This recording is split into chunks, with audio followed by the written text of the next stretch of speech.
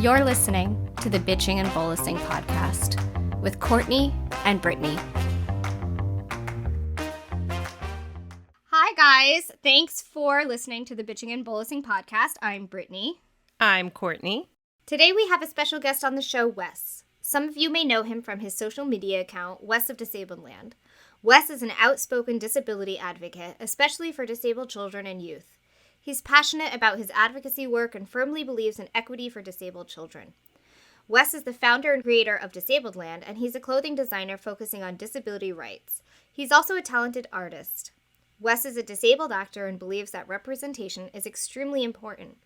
Recently, Wes took on the role as moderator for a well-known disability account which he wishes to keep anonymous. Unfortunately, he's had to moderate some vile and unbelievable comments and interactions, which further instills his belief that parents of disabled children should respect the privacy and autonomy of their children on social media. Thanks for coming on the show, Wes. We're so excited to have you here. Hi, I'm excited to be here. I am so excited to hear what you have to say today, Wes. You are one of the accounts that I absolutely love that I found, which I found through Brittany, by the way. If it wasn't for Brittany, I really wasn't scouring social media for accounts that were like yours, which is kind of embarrassing a little bit. But once I did discover your account, it's by far one of my favorite accounts on Instagram right now. I'm not entirely sure how many accounts there are that are exactly like my account. There are many that are similar but have much larger followings, both because they have worked very hard and both because I tend to not care if people follow me or not. I actually wanted to touch on your social media account, specifically Instagram, and how you've mentioned before that you feel like you're not even sure how to describe what it is you do on social media. And maybe for the listeners that don't know you, can you give a little background of how your account has transformed? You know, I've been thinking about this the last couple days since I knew I was going to do this. I can't tell you how this started. I know I started before the world went crazy and shut down for the pandemic. As a disabled person, I was always looking for a way to make money. I was always playing with like t-shirt merch and like print to order stuff and things like that. But I genuinely can't tell you how this started. I genuinely can't tell you when I started doing Disabledland as its own account. I cannot for the life of me remember how I started doing this. To me, you are the image of advocacy for privacy and autonomy and other things related to disabled children. But for me, that's what you stand for. And it's such an interesting dynamic that you unofficially kind of fell into that role. This is going to sound awful, but keep in mind, I grew up in the 80s. I was born in 76. I grew up in the 80s. I grew up in the 90s. The only disability representation of any kind was awful. Mm-hmm. The only disability representation in the media was awful. I walk with a heavy limp. My crippled credentials are I was born with arthrogryposis. The only disability icon I had when I was a little kid was Terry Fox. When you walk with a limp and the only other person in the media that that the other able-bodied people are seeing also walks with a limp, you automatically get called that motherfucker. It doesn't matter. Little girl in a wheelchair. For some reason, idiots think it's real funny to refer to her as Hector Guerrero from Breaking Bad. Don't know why. I don't know how I started. I didn't particularly like disability representation. The point where I started thinking I need to do more in this community came from my birthday. My best friend and I went to Niagara Falls. It was kind of a ritual we had. Stayed at the Doubletree Hotel. Can't recommend it enough. Niagara Falls, Ontario. I don't know what the American one is like. I ran into this little kid and his cousin there. He was bouncing around the pool and he had the heart surgery scar. Got talking to him and his cousin. I think it was his cousin or his sister. And he was a sick kid's kid. Well, I was a Sick Kids kid. Sick Kids is the major hospital in Toronto, Ontario. One of the best hospitals you can go to if you're a kid with a disability or illness. Best in the world, quite frankly. He was actually part of the Sick Kids versus marketing campaign that they do to fundraise for their new hospital.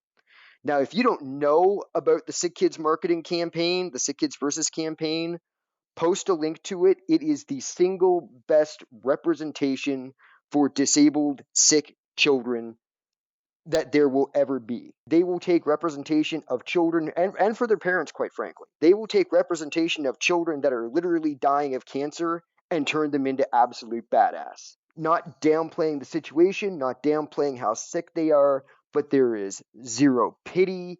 There is zero, oh, look at this poor thing. It isn't like, oh, we need to build this hospital for these poor sick children. It's, why the fuck haven't we built this hospital already for these incredible kids that need this? And maybe this doesn't have to be all this weak ass victimization crap that I'm seeing. Then I just kind of started talking and, quite frankly, motherfucking people online. It just kind of rolled from that. So I know that there's a growing presence on social media of parents and accounts for their disabled children. And I know that there is a way that it can be done well. And then there are many accounts out there that are not doing it well at all. And I'm interested to get your opinion on what you're seeing. You're also moderating, so you're having to deal with comments and messages from people that the account you're moderating, they don't even really post like the medical side of things. But there's a responsibility on parents to protect and maintain privacy for their children. And I think that there's some level of that not happening within the social media world. And I just kind of want to get your side of it because you grew up in the 80s, so there wasn't social media. As a disabled adult and a disabled man, seeing this and seeing parents not respecting the privacy, do you have a feeling towards that? With that, first of all, I'm going to come in real hot on something because I did listen to your very first episode, and I kind of wish that I was in the second recording because I want to come in hot on something because the two of you were very wonderful and diplomatic as far as the term special needs. You don't want to tell anyone that it's wrong, and I just want to come in real hot and say Wes of Disabledland is saying it is absolutely wrong. The term special needs belongs in the dumpster. It is a garbage term. If you are the parent of a disabled child and you are too goddamn mortified, embarrassed, or ashamed that you cannot even speak the word disabled, you have a big problem. You are using that special needs term. You were telling your you think there's something wrong with your child being disabled. You were telling your disabled child, you think, showing them that there is something wrong with them being disabled. And you were showing the world that there is something wrong with the term disabled. On top of that, special needs don't actually exist. What you're calling special needs are your kids' human rights to all these things. Both of you have had to fight for it for your kids. When you call that and other disabled people start dogpiling on you and I come on and start politely motherfucking you, that is because not only are you fucking over your child, you are fucking over every disabled child. You are making it harder for you to get the shit they need. You are making it harder for them to eventually get the things they need. Because this isn't just, like, oh, I can call my child whatever you want. You might think that, but you're not just messing with your kid's future. You're messing with all our futures. This is not a game. This is not a silly little word play. These are our human rights that you are fucking with on a daily basis because you can't suck it up, be an adult, and say the damn word. What you guys are hearing right now from Wes is exactly why, for me, your account and your voice on Instagram is so important. Because when me and Brittany, even in that other episode where we kind of bring up special needs, it's more of us trying to be like respectful of the caregiver parent journey. Because I know I was reactive to the people saying that I can't use the word special needs. And full disclosure, when Cyrus was first born, I 100% used that term until I was like, oh, Yep. this, and it never felt right using that term, but It didn't, 100%. yeah. I mean, like, I had, like, hashtag special needs, and now I look back and I'm like, oh, God, I was that person. But we feel the same as you about the word. We do not like it. Oh, no, I know Brittany you not use do. it. I fucking hate that word. I hate it. I was listening and I'm like, yeah, they're being very diplomatic. They're waiting for me to come in. Both of you do your accounts very well as far as kids with disabilities being online. It is just Here's my kid, here's my family. We talk about these things a little bit, but it's not the whole damn thing. My deal is with a lot of these accounts is, what are you trying to accomplish? Large portions of the world do not give a fuck about your disabled child. They don't care. Yeah. They do not give a shit. They see that, once again, why we don't say it as a special need. They see them as a tax burden. They see them as in the way. Why should my tax dollars pay for this? Why should anything I might have go to them? They're never going to be able to work. They're never going to be able to do anything. They don't produce anything. They're seen as baggage. Yeah, they're seen as baggage. They're seen as garbage. This is an issue that I have too with like people who really focus on the tragic side of it, is that you're going to have people come to your account, especially if you have a larger following, and they're going to see this tragedy that's going on, right? Like the medical stuff, the hospital stays, this and that. At some point, there are going to be people where, God forbid, if your child dies, they're going to think like, oh, at least that person's not burdened anymore. And I could never deal with that. I could never deal with anyone thinking that Cyrus's like death lightens my load. It's creating this entire facade when you're focusing on the negative and the trauma and all of this with people who don't deal with disability. It's creating this entire illusion that it's a burden. Yeah, and there's this genuine idea that, oh, if I just plaster my disabled child everywhere, I'm going to change the world. Yes. Yeah. I am going to make these people give a fuck about my disabled child. Yes. But it's not them. It's their sick kid. That's the difference. It's not the parent changing the world. It's the picture, like, it's their kid. They're putting it on the backs of their kids who are bagged in ambulances, who are getting poked and prodded in hospitals. So that's my issue, is that it's not the parents changing the world. If you're posting a picture of your kid really sick in a hospital, that's you're putting that on your child. You're also not changing the world at all by doing that. You're just honestly compounding the problem and creating inspirational porn. And then they get a taste for it. They get the likes and the follows. It becomes more and more and more of the sharing. It's like a reward. Yeah. An Exactly. addiction. It's you just published your baby half dead on TikTok. What are we doing? And I want to put this in perspective for all the parents. This is the perfect chance to do this. I want you to imagine not even getting old. Tomorrow something goes wrong. You have a massive stroke. You've got a blood clot in your brain that no one knew about, that's been there for years, and one day it just pops. And all of a sudden, overnight, half your body is paralyzed. You lose your ability to communicate. You lose the ability to take a shit on your own. You were basically knocked back to toddlerhood. How much of that do you want on Instagram? Do you want yourself laying on the couch, half naked in a diaper, It's such a valid point. drooling away? Do you want to be a special needs adult? Do you want your child no longer taking care of you, no longer referring to themselves as a child, but as an autism child or a stroke survivor child? You are not raising a rare disease. You are raising a child. You are not and Courtney, I'm sorry, you are not a caregiver. You are a parent.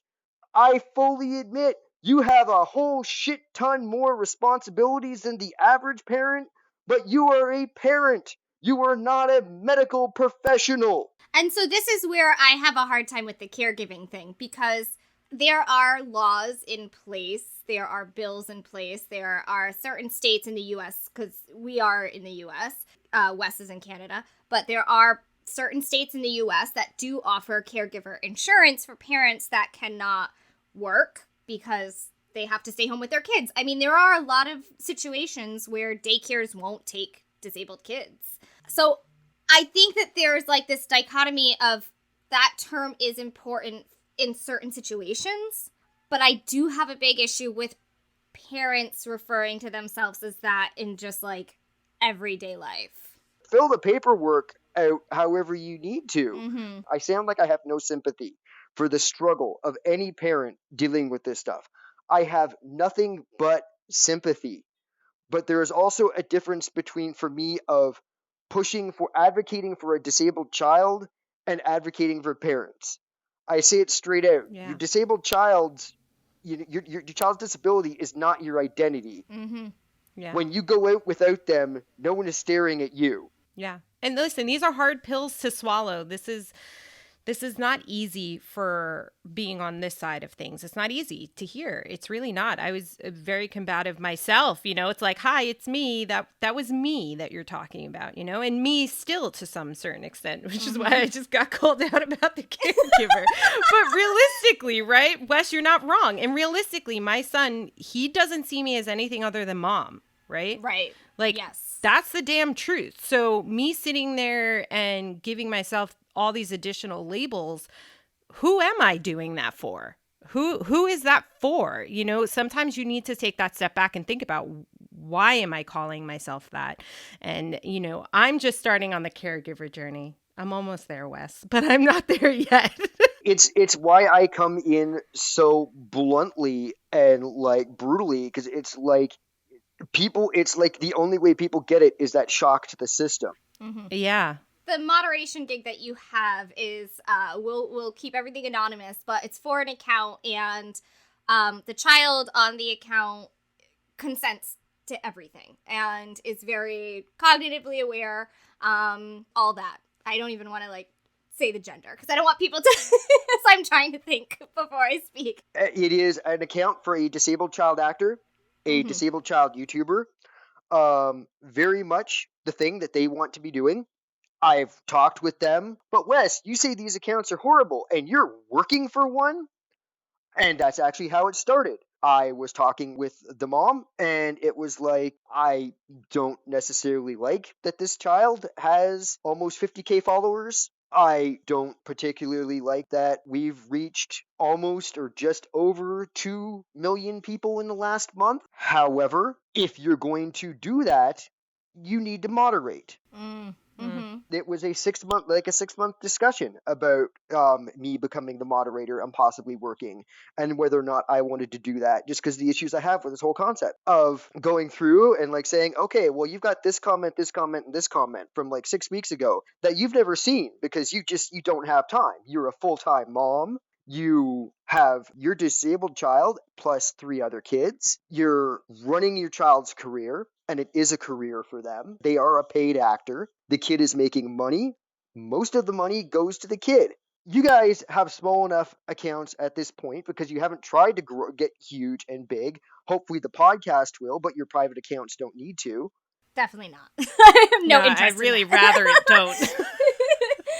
I'm currently mentally prepping myself right now because I know the next video that goes on the account, we figure it's going to be another one that goes viral because it's to do with the airlines and airline wheelchair damage. And keep in mind, I just moderate the Instagram at this point. We're talking about me also doing their TikTok, which I'm dreading because even the mom says, the TikTok, I've had to turn comments off on things because it is just a nightmare. TikTok is brutal. It really is. I have said, and the parent knows this, that, yeah, the parent may be paying me.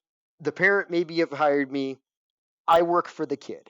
If the mom and I disagree on something, on whether or not a kind of post should go away, or usually I will explain why I think the kind of post should go away, but it's kind of an understanding of I work for the kid. If I think something needs to go away or someone needs to be blocked, they're going away, they're going to be blocked. If that is an issue, we can talk about it, and you can fire me, but once again, it's not just about your child.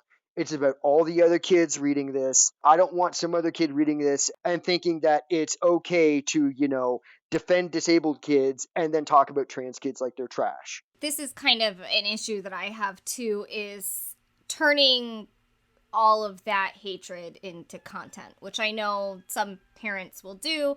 And listen, I love calling the trolls out publicly. I think they need to be blasted. I'm all about that whole get them fired life type of thing. But at some point, either these children are going to be older and will read all of this, or other kids will. Or, like, even parents or siblings might see all this hatred, and I have a hard time with the turning hatred into content. Well, and I think a lot of people use the hatred also to push their own agenda, even though they front it like they're doing something good for the disabled community, but it's actually not. It's more to get more followers. It's more to get more exposure for themselves. And I think there might be a level they don't recognize that, but it definitely happens. Well, the account I work for, she has said that, like, I call the trolls out less and less now, because she has literally had trolls message her later and say, hey, thanks for making me a video. Ah, yeah, look at that. Which is why now, like, it pretty much, the name is always fuzzed out and things like that, because that person has already been blocked. That person has already been removed from the conversation. The kid I work for is aware there are trash people out there, because they'll get the trash people in real life. Right. Yes. It's not just an online issue. All the crap your kid gets online, they're still just going to get a different version of it every time they leave the house. They're aware of it. They know it's there. And now you can tell them, it's like, okay, this shit is being said, but you've got someone that is making it go away. Yeah. Not so much for your benefit, but for the benefit of your fans, for the benefit of the people going and reading it, and for the benefit of other disabled kids that might not be necessarily aware of it yet. Yeah.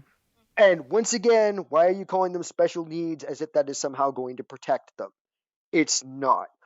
Simply changing the language to something you think is softer doesn't do anything. No. You just made me think of something I wanted you to touch on, is the echo chamber of these support groups, or just in general on social media. Especially, I feel like we are talking more about moms than dads, because moms seem to be just more actively involved in the social media aspect of, quote unquote, raising awareness of my disabled child, or et cetera, et cetera. But you talk a lot about that echo chamber effect. Do you want to talk a little bit about it now to our listeners? Here's what happens, and I think both of you can probably identify from this from listening to the first episode of, all of a sudden you've got this disabled baby that you didn't plan on having. And all you want in the world is for someone to tell you that you did nothing wrong. And I'm right out saying right now, I am not saying you did anything wrong. I am not saying any parent of a disabled child did anything wrong.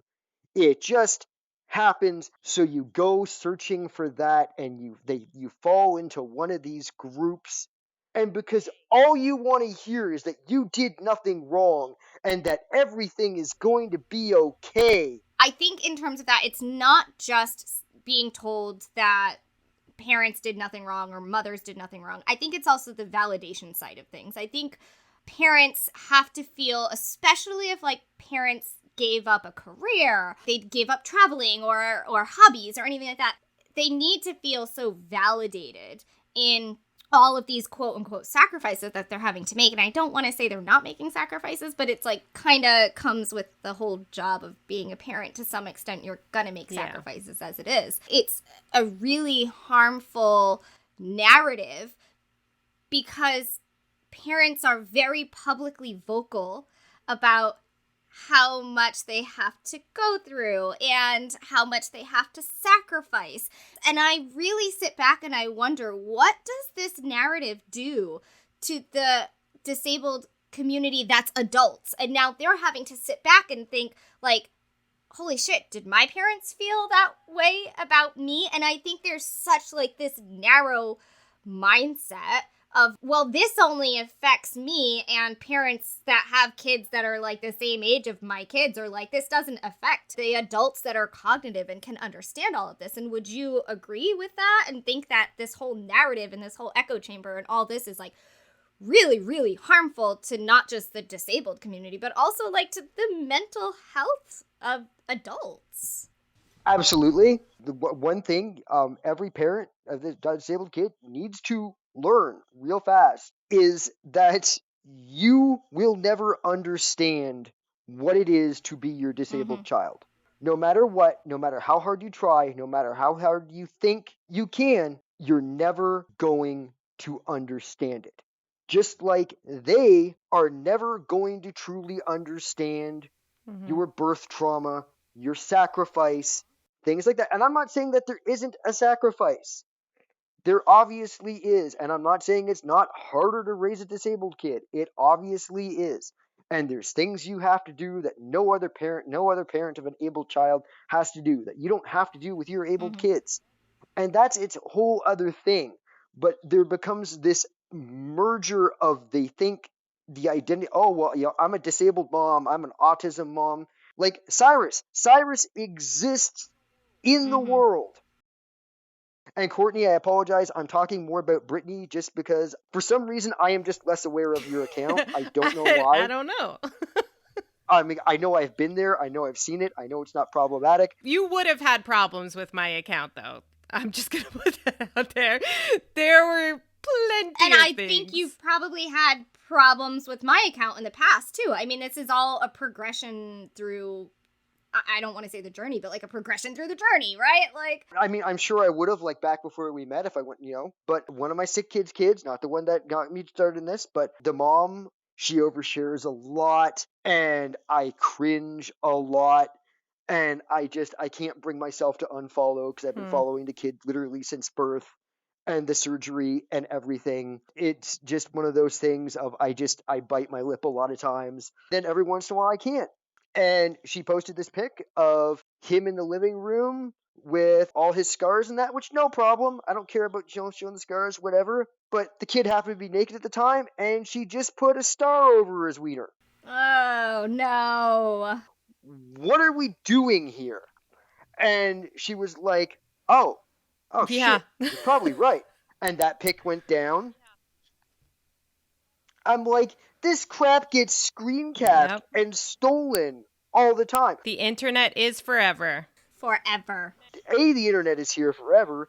B, what the hell are you doing? Being called out and being confronted with these sorts of topics as a mother and as a parent can be really difficult to accept and to kind of really truly listen. And I'm sure we're going to push a lot of people away. I'm hoping we push them away to think and then they come back. That's my goal here. But, it's a really tricky thing. We're talking about things that are hard to hear. It is really hard to hear it. But, when you do sit and you take this information and you sit with it for a little bit, the hope is that you get to that point where you see that there's so much truth and logic to what we are saying. And these are real issues. This is not just about your social media account. There's so much more going on here. Every parent's goal, if you have a disabled child, should be to focus and empower and do everything that you possibly can for the disabled community. That doesn't mean talk over that community or speak on behalf of that community. That's a whole other thing. But I see so many parents that are so hyper-focused on the parenting community and building up their own support and this and that they are completely negating the community that their child is part of. And I think that that's really the whole point of this episode specifically, is to kind of learn ways as a mom or a dad or a sibling that you can do it the right way that really does strengthen the disability community and raise awareness in the proper way of like making actual change, whether it's like bills or, accessibility or anything like that. That takes taking a step back and saying, it's not about me. It's not about other parents. It's not about that community. It's about my kids' community. And I should reel it back in a little bit and figure out ways that I can do this, because there are a lot of parents out there that are harming the disability community by the content that they're posting. And I'll die on that hill. You've already got people that think they have the full right to just walk up to a disabled person in public and ask any medical question they want, or, how do you have sex? It's like, why? We gonna fuck? We can do a whole episode on awful, awful things I have said to people that have confronted me in public. And the awful things you've heard, I'm sure. Like, just no filter for the questions that have been asked to you. Just want to say, I am absolutely blown away by the positive responses I have gotten over the last 6 months or the year or last year. I'll get vulnerable for a second and fully admit that I have gotten messages from people about how I have changed the way they raise their child, and literally put the phone down and bawled for an hour. I am extremely sensitive to the things I do. And when I come into somebody's comments, or when I come in and say these things, I'm not just saying it to, be hurtful or to be a dick. I'm saying it because a lot of the times it is the only way to break through the wall and put things in perspective. If you had told me in the eighth grade, the ninth grade, the 10th grade that I was a disabled kid, there would have been a fight on your hands, because I wasn't one of those kids. No fucking way I was one of those kids that I was seeing, that I was being shown. That's not fucking me. I will never be like that. And now it's a matter of, I am that. I've accepted that. I was one of those people.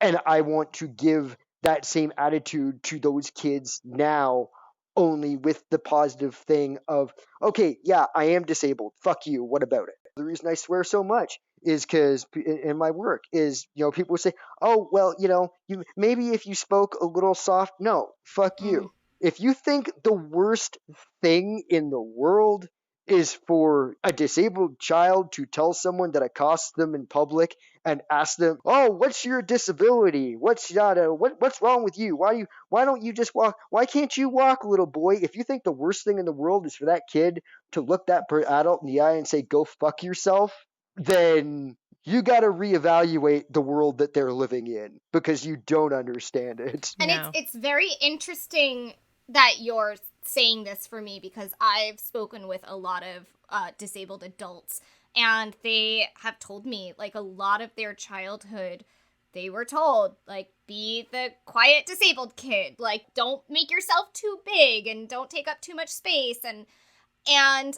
I don't think that has to be the case for the younger generation at all. I don't think it should be the case. And I also think that with social media in particular, when you're opening up these doors of allowing people to ask questions about your child and their medical diagnosis and this and that, and putting it out for everyone to see, you're still creating that space. Like, you're making this open book for your child when they might not want that. And they should have the right to not be an open book and to say, like, no thanks, don't ask. Like, move along. I'm not here for your entertainment. I'm not here for your curiosity.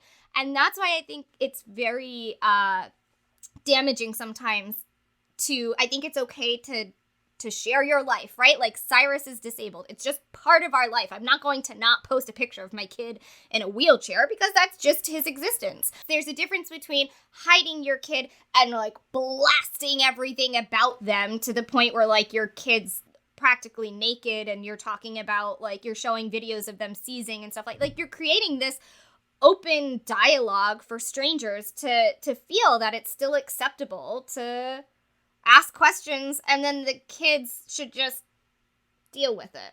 The best way for your child to advocate, the best way for you to advocate for your child and your child to advocate for themselves, is to live their goddamn life and refuse to eat shit.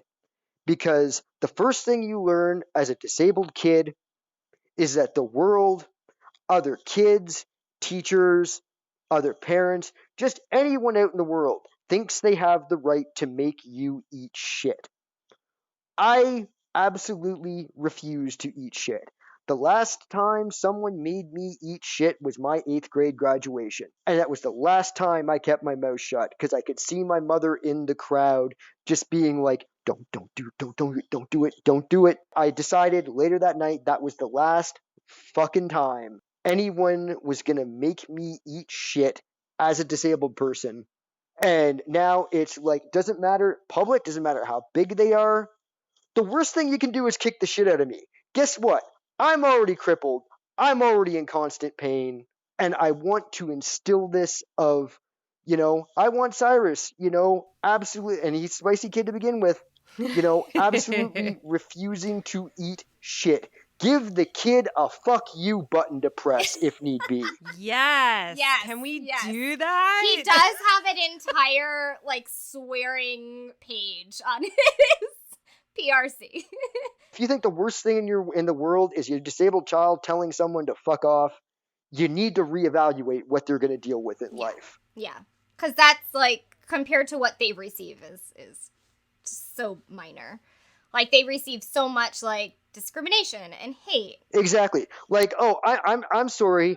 You're telling me this disabled kid doesn't have a right to live and, should be drowned in the pool while the family is on vacation. And you expect that little girl shouldn't look at you and tell you to go fuck yourself. I can't wait until she hits that age where she can be a fucking bitch. Nice. Because there's already such a personality and such an ownership anyway.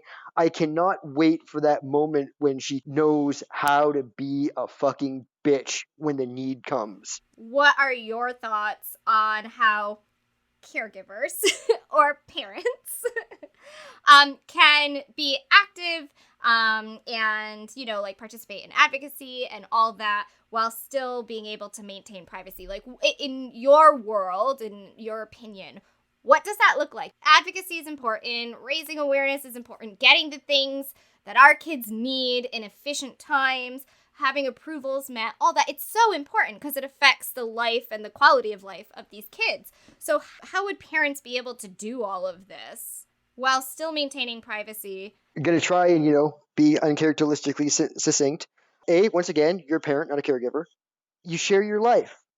You don't share your story or your journey or, any of the other buzzwords that various other medical mama bears like to use. I have a good example of an account that I really want to like, but I hate just because of the name. And I'm not going to say the name. We'll say it's Life with Alice, just as an example. And they have, the parents have 4 children. The second youngest I believe the second youngest is disabled. The other 2 kids and the baby are abled, at least as far as I know. But the Instagram account, and it's just, their family life, they're doing their thing. But the Instagram account is Life with Alice. It's not just about our family, it's about Alice is the star. Kind of like that show with the teenager that had Down syndrome back in the 80s or 90s. I can't remember the name of it. But it's no, they're the star of our little show. Mm-hmm. Well, why are they the star of your little show? Is it just because they're disabled? And to me, that's the wrong way to do it. As far as raising awareness or advocating online, you need to look at what value is that really bringing. To take it offline and take it into real life, you're filling out insurance forms for, whatever. And you're having difficulty getting a new piece of equipment for your disabled child. What good does it really do to explain that to the cashier at the Walmart? Who will never have to deal with that, maybe. Yeah. Or at least isn't right now. Well, yeah. Who will never have to deal with that, but B, doesn't work in the insurance industry, doesn't actually know your child or your family. You go to the Walmart in a different state because you happen to be on vacation and just start explaining all this stuff for any reason whatsoever. What good does that actually do? How does that actually help your child? So how do 10,000 people plus whatever hashtags you're using, how does them knowing that your disabled child doesn't poop like a abled child, how does that help your child? What does that bring? Okay, your disabled child is in the hospital for something. That's fine. I'm not saying that you shouldn't post them in the hospital unless they're sick as fuck or in agony or something. If they're down, it's, and once again, it's a family account. Okay, fine. That's something you're going through. But if you're posting that and then explaining everything every doctor said and everything every nurse said, I get that you think you're raising awareness and you are, but What does that do? Yeah. What benefit does it actually have? Why do you think the world gives a fuck about your journey? Or why do you think that it's even going to make change to divulge that? None of the followers are going to be like, I should write to insurance companies now and tell them that their policies are wrong. Like, nobody's going to do that. Like, it's not going to create change. Sorry. Exactly. Like, there are other ways to create change. The Recess Project, for one thing. There are other ways to do this without just, having your child's organs splayed open on Instagram or anything like that. This is the big argument that I use for not answering questions in public. You go out with your kid, your disabled kid in public. Someone walks up to you and says, "Hey, what the fuck's wrong with that kid?" And you, wanting to be the educator, you go and you tell them everything.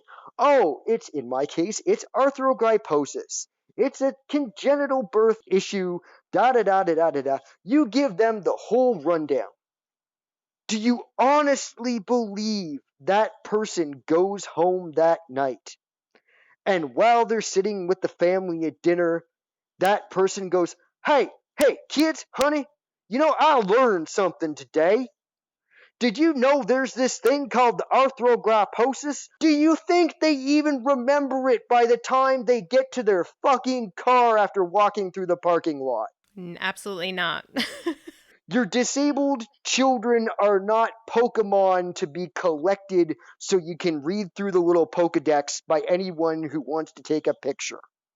They are real, live human beings just trying to live their lives in a world that ultimately will treat them like a piece of shit every chance they get. And we're done with it. Yeah. We've had Yeah. enough. I try to think about my social media accounts, especially now that I feel I'm on this journey of education and enlightenment, is more what would have posted prior to Lino's birth. That's how I try to put my mindset. Like, well, what would my social media look like prior to Lino being disabled, right? And that's how kind of I try to filter what I put on the internet, because why was I really changing it and making it all about Lino to begin with, I guess, is really the thing. But sometimes I just simply think about, what would I post prior to disability? What would I post about my children prior to that? I don't know why that journey, sometimes you kind of get, you're just like, I got to post about my disabled child. Overshare. It's wild that it's such a common occurrence. I don't really understand it, but it is very common for that to happen. I don't know how to change that. And it consistently happens. That's the thing. I think, I overshared at the beginning, and I was trying to, build a community, and, you can't relate to other people in your lives that aren't dealing with a disabled kid, so I was trying to relate to other people and, put out the feelers and stuff. And so there's just, I think that's what Courtney is kind of saying, is that that progression has to happen, where it's yeah, okay, we can't fault anyone for oversharing at the beginning, but then phase it out. You gotta grow, though. You gotta grow. You eventually have to move on from that. Yeah, and I'm seeing people who are consistently doing it after 13 years who have other kids and are not posting pictures of their other kids in diapers or in underwear or anything like that, but they have a 13 or 14-year-old that they're doing that with, and it's why are you treating your disabled kids so differently? Exactly. And I think I've posted a couple times on other people's hi, I'm just wondering, when was the last time you made a 3.5-minute video about how one of your abled kids takes a shit? Exactly. Exactly. Does the world really need to know this? Because I promise you they don't. Mm-hmm. Yeah. And once again, we can absolutely shame people for oversharing at the start, but we can also educate and then forgive. Yes. And then if, they don't listen, oh my God, how dare you say that I can't do that with my child? Things get a little more blunt. And it starts no, this is the damage you're actually doing. Because the other thing is, I'm not even so much against sharing the journey, but it's not your journey to share. No, it's not. It's absolutely not. You don't own it. Mm-hmm. And worst of all, even if you think you own it, you have no right to give it away for free. Because I've said this on my post a couple times. that your kid's journey, your kid's story may be the only damn thing in the world they have to monetize. Yeah, it's a valid point too. In a world that only cares about how much money you make and, what financial value you bring so you can pay your own damn taxes and pay for your own damn accessibility. I'm dealing with this now because I'm working with something called the Recess Project, which, we're trying to put accessible playgrounds in places, one piece of equipment at a time. In a world where everybody wants to find an excuse to treat your disabled child like shit, why are you not getting behind the people that are already fighting to make sure your disabled child is not treated like shit? 100%. Because I'm telling you right now, we're coming to a point where this shit is only going to start to get worse for a while if certain people get in like larger power places, both in the States and Canada. And if you still can't say the words, like if you legitimately cannot say the word disabled, then you're not helping. You're part of the problem, and we will treat you like you're part of the problem. Yeah. If you're not going to get, behind disabled people, then you're part of the problem. And if we have to roll over you, we will. We're done. And that's the thing, too, is that it's the disabled adults, the ones that are leading the community, that parents really need to get behind, not the strangers commenting thoughts and prayers, because that's not going to change anything. No, yeah. Exactly. We definitely want to have you back on, Wes. I think there's just so much we can talk about, and I think there's so much you bring to the forefront in regards to disability. But before we end off today, is there anything else you wanted to add before we kind of close up? I'll just do some quick plugs. My merch store is currently offline. I am rebuilding, but it's going to take me some time.